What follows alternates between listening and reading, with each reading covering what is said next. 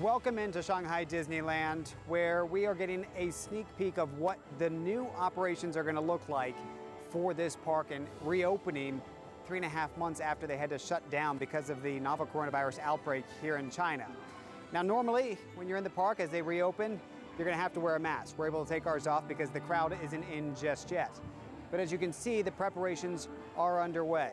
They've used this time to rethink how they're going to have people coming in safely, keeping that social distance, and avoiding any sort of contact, not only with each other, but also with cast members. So it's going to have things looking a little bit differently. I'm going to take you outside the park to show you how we got in with Senior Vice President of Operations, Andrew Bolstein. We ask our guests to do a few things now differently than before. One is we ask every one of our guests to have temperature screening as they arrive here at the resort. We also ask them to show their QR code, which is a Shanghai specific health code. We put a little more structured decaling and markers in place. So these are very clear. Don't stand here. Yeah. And then you stand in the blank space in between. As always, we require government ID to redeem your tickets at the entrance, but we're also going to be capturing government ID information for every guest that comes into the park, not just one per party, as part of the traceability measures that we have in place now per the government guidelines. Give us an idea, I mean, as we're walking through, what folks will notice that's different. I mean, one thing that stands out to me is constant sanitation.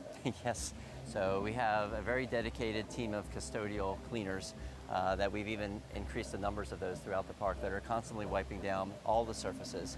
And noticing that parade go by, obviously a distance, but yes, you can still see the characters. Yes. Not the big hug and high fives, right? Exactly. More of a selfie moment and take the photos, but again, it gives the guests that ability to have that emotional moment and that connection. As you're walking along the line here, you'll notice the places you can stop and the places you need to keep a distance. And then eventually you make it to the attraction. Notice this, I want to point this out. As I go into number 1, normally you have number 2 to go into. They've got it roped off.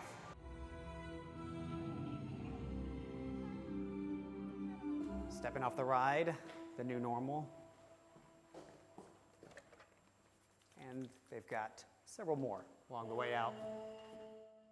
Ask for the guest's understanding that for your health and safety, the table's unavailable. So basically we're asking the guests not to sit here, sit there, and again, it creates kind of that separation between all the different parties. Safe spacing even for the performances. This is one of the stages.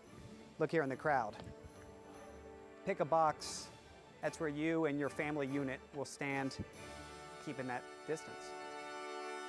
We'll be able to strike that right balance between the safety and health and confidence side, and then the magic that we're able to deliver every day. Do you feel in many ways that not only other parts of the company are looking here and other parks hopefully going to be reopening, but maybe even other companies saying, let me see how they're doing it, maybe this could help us reopen too?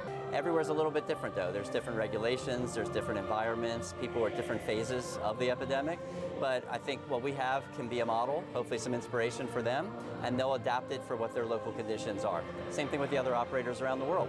We communicate and we share. In this type of environment where we want to focus on safety and health, that's an area we all share together.